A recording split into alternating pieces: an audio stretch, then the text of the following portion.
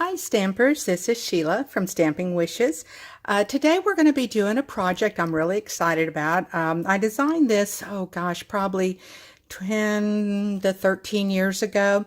And I thought with our convention coming up and some of the items that I'm swapping with some of the group that I'm in, which is Dawn's Glitter Queens, that I would make some little package gifts. And in them, I wanted to have something to bag it with. So one time my niece and I were talking and we were talking about how we, wish we could come up with something that would be different than tissue paper when the idea struck. And so I'm going to show you now what I'm talking about. I make these little covers for the bag. So it comes off, you put your gift in there, and then instead of tissue paper, you just cover your little bag, and it can be used over and over again. Isn't it precious? And so that's what I made for convention. And this is a larger version, which we're going to be doing today, but I'm having to hold it together because I flattened these out, and I'll show you some samples of some older ones that I did with different designer paper, but you can see how it fits there. But I do this on purpose, and I'd use some of the temporary tape adhesive there because I like them to lay flat during storage after I design them, and then I put me a strip of tear and tape on each side here so it's ready to go. You can also make your tag at that time, or maybe a little gift card that'll go with it. So I mean, really all you need is a bag, and you can get different colors of these bags. I seem to gravitate a lot to either the craft or the white because it goes with so many different things. So here's some examples real quick of some of the older ones that I did. I'm going to grab them off my desk here. Of course, some of this stuff is definitely expired paper, but that's how I use up some of my designer paper for ones. Here's one I did for a man's for a man's bag. This one was back. This shows the age back when we were doing a lot of the little pansies with our butterfly punches, and this was a little gift card I made to go with it to match it. And then, of course, here's a little tag that goes on it as well. So that was one, and this was just a little birthday one, again with the little tag hanging from it. And then this one was just, I wanted to use the paper. I like the design, so I did it so it's for anything, thank you, or congratulations, or whatever. This was for a wedding. One of my favorite papers that we had one time was this paper. In fact, I made my husband and mine a wedding photo album out of it. And I just have always been in love with this color and that stamp set as well. So anyway, let's go ahead and get started and show you what we're going to be doing today. I got out this Nature's, it's really, really pretty, Nature's Poems Designer Series paper. It goes with our stamp sets, I'll get it out, Rooted in Nature. But as you can see, there's so many pretty colors in here and designs that you can use. And so anyway, if you haven't gotten any of this, you may want to. The color we're going to be using today, this is what I pulled out of it. This is my leftover scraps after we go through cutting it, and which is plenty to make a little gift card to go with the item, or a tag, whichever I decide to do later on. All right, so these are the size bags, and this particular bag here is 8 by 10 by 4 inches. And the way you would measure something if you're getting ready to do it, whether it's small one or this one, and you can go with the larger ones, but your borders will change, everything will change on it, but it's not difficult to decide that. So the first thing you have to decide is how wide this is, which is 8 inches, and then you've got your 4 inches here. So that would give us our 12 inches in length this way, in order for me to have a 2-inch border all the way around, which we score.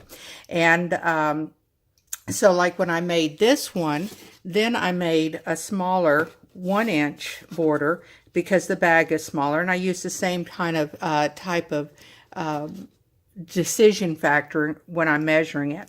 So after I get it, because again, your inside diameters, and I know it's going to be a little bit hard because this is white, but I've already scored this 2 inches all the way around. On all 4 sides, you want to score 2 inches.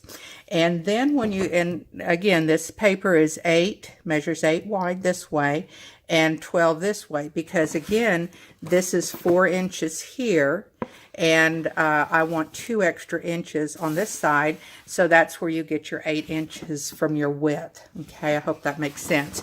Okay, then what I do is I take my handles and I lay it down, because here's my score lines on each end, and I'm able to make me a little pencil mark where on each side where I need to cut to. So that's what we're going to do now, and that's how you measure it out, so you know you've got the right fit for your bag when you get done.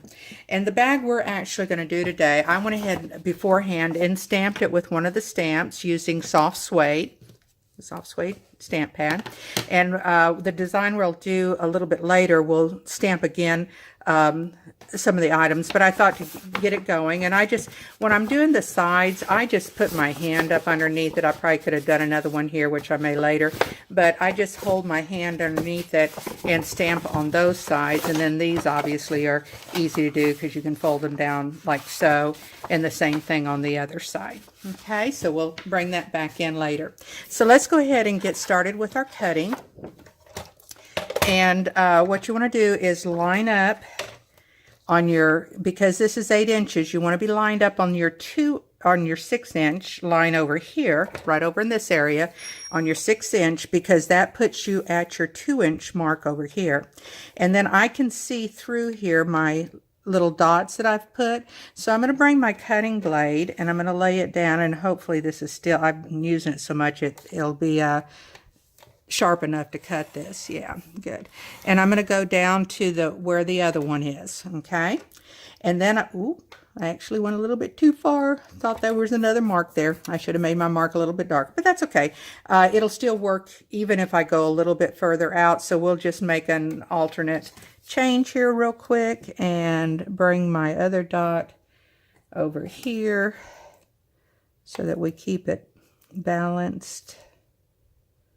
We'll put it here and then remove this one, and that way we've got the line. It'll give it a little bit more room. I like it snugger, but that's, like I said, it's okay. We've cut it, so let's go ahead and use it. Okay, so now I want to move it over to my right 1/4 inch, because that's going to give me my inside cut. And I'm going to keep it where I had it and then bring it down to this line here. Okay, so now I've got, if you can see this, I've got my little piece here. And what I do is, and we'll go ahead and cut it out and then I'll cut the other side. But I usually just take it and use my snips and snip it right out of there. Okay, yeah, I do need a new blade in there. You can see the little roughness, but that's okay. All right, so then you want to turn it around and do exactly the same thing. Line it up at your 6-inch mark over here. Come down to where your little pencil mark is, which is right there. And I'm going to double check that this time. Make sure I'm going to the line. And then you're going to move it over to there. And then again, you're going to move it over 1/4 inch to your right. And you're going to come back down to where you had it over here. Okay, so then you go ahead and snip these out, and that becomes your area for your handles to come into. So then let's go ahead and move this out of the way. We don't need it anymore. So then the next thing you want to do is go ahead and cut up your score line at each end, right up to the score line. Make you a little niche just so that it'll fold in nicely. And right here on this score line, in your little niche.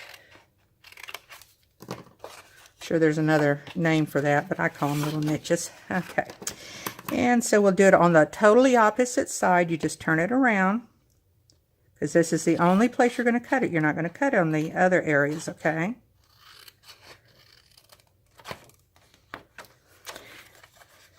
Now today I'll go ahead and we'll make this up, but normally what I would do is just leave my tape.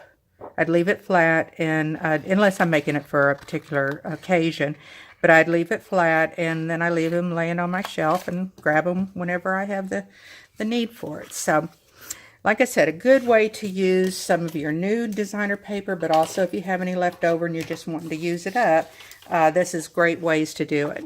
So let's go ahead and adhere this down. Let me get my adhesive here. I cleaned up things too much. Okay, so this size, the way I measure what's going to go inside here is I take and, of course, go over my 1/4 inch and get my diameter from here to here, and then I like to leave a 1/4. So, for example, on this one, it comes out to be 3 3/16 by 7 3/4, and that's going to go here, okay? And then on the side pieces here, you're going to cut 2 of them. Again, I measure the same way. This is 2 inches by 8 inches between your score line. So I bring it to 1 3/4 by 7 3/4. And you'll need 2 of those, one for each of these sides.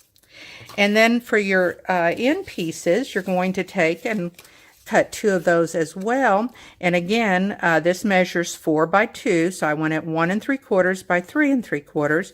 And so that gives us this. Now, at this point, if I decide I want to put a design together, then I go ahead and decide what I'm going to do. It might be like I did on here, where I'll use one of our punches and make a decorative. This was our ribbon punch, and make a little decorative edge on it. In this case, because I'm going towards a masculine theme here, I'm going to go ahead, because I'm going to do this for a birthday. I'm going to come into using our tailor punch. And I'm going to come into about the center, try and figure out where my center is. Just eye it out there. It's good enough.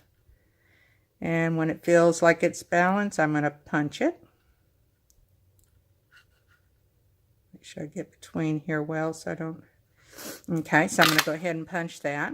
And then I'll use this piece in with my tag, okay? So there's your little piece here. And then what we're going to do is once I've glued this, we're going to stamp happy birthday there. I thought that might be a cute additive to it. So let's go ahead and do this side as well. Let's get it lined up here.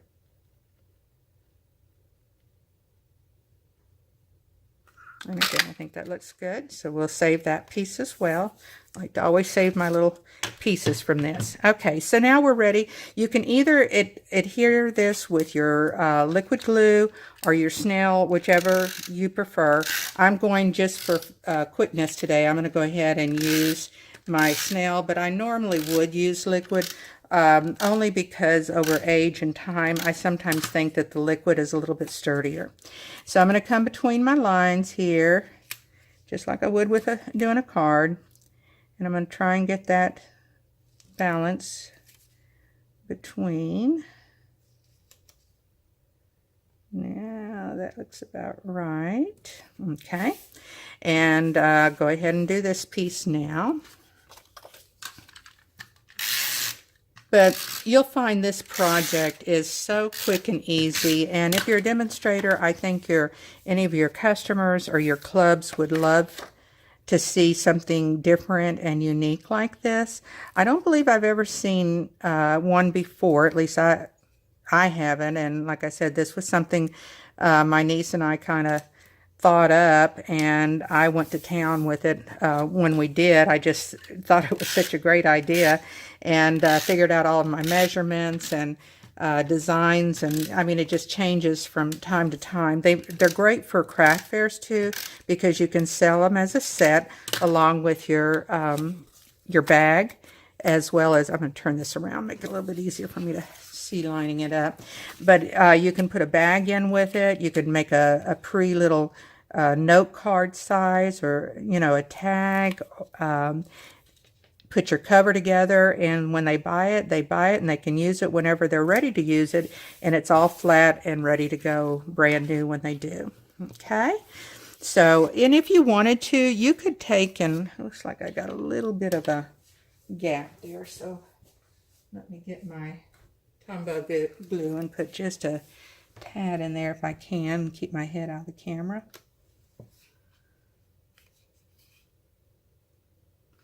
There we go. Okay. All right, so let's go ahead and put this in. But anyway, they make great craft fair items, and Used to Michael's and Hobby Lobby's, you could they were called Baker's Dozen, and you could get a dozen of these in the either the white or the craft colors and stuff for a very economical price. And I bought, I think it was 5 now. They come to a pack instead of the 12 that they used to. And I bought 5 of the small ones, and I think they were $1.99. So again, when you divide that out, it's very economical to make these and sell them and not have to charge an overly amount. Now this particular size, you do have to have your 12 by 12 paper, and I would have liked, soft suede looks really rich with this particular paper, and would have loved to use that, but I didn't have any of my soft suede 12 by 12, so I used white, which I think still accents it really pretty. But you have to remember that you can use your 8.5 by 11. And I'll put on my blog what the measurements are for the 2 different sizes, so you could break it down and make your own. But you do need to remember to have you some 12 by 12 on if you're going to go with the size bag that I'm using here. Okay, let's go ahead and line this up and stamp it with happy birthday. Perfect. Love it. Okay, and let's go ahead and line this up for happy birthday again on this side. Beautiful. Okay, so now all we have to do is place our tear and tape on there, and we will close it up and be ready to go. So let me grab my tear and tape. I cleaned up my craft room today after a couple of weeks of preparing for our convention and stuff.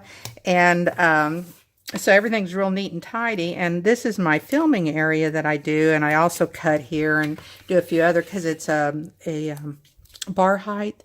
And so it makes it real easy on my back to just stand and film like this. And I think it makes it a little bit easier than sitting sometimes. And so next to it is my desk area with pegboards and stuff where all my supplies. And I cleaned up so well I didn't keep enough stuff over here in my filming area. But that's all right. So now we're going to go ahead and remove that tear and tape. I put it on all 4 corners. So we just go ahead and move it over. And if you wanted to, when you're designing your piece, and this is what's so nice about it, because it is your design, you can do whatever you want. You could come right to the edge here with your paper and then cut out this piece, and so it would go right to the rim if you wanted to. I kind of like the look of a little bit of spacing in between that, so I like to leave mine like with a 1/4 of an inch all the way around it.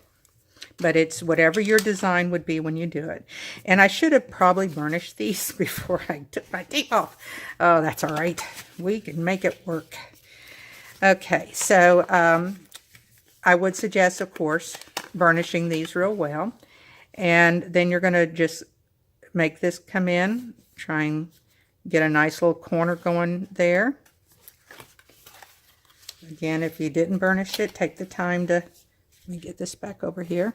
Square off your corners and fold it and burnish it. There we go. Okay. And let's get this one going. Square off your corner again and square off your corner and seal it. Okay. Very nice. Okay, so let's go ahead and bring our bag over, and we'll put on probably right on my camera because we're right above it. So let me pull it this way and bring the handles through, and then you'll get an idea of what it looks like.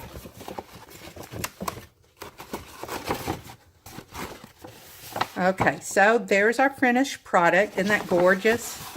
Anybody would love getting a gift in that. And again, it can be reusable. It looks like I needed to put more tape on the edge. So when you do this, definitely put your tape on the edge so that you don't get that little gapping going on. But I'll do that here in a second. So, all right. So here's our project for today. Hope you enjoyed it.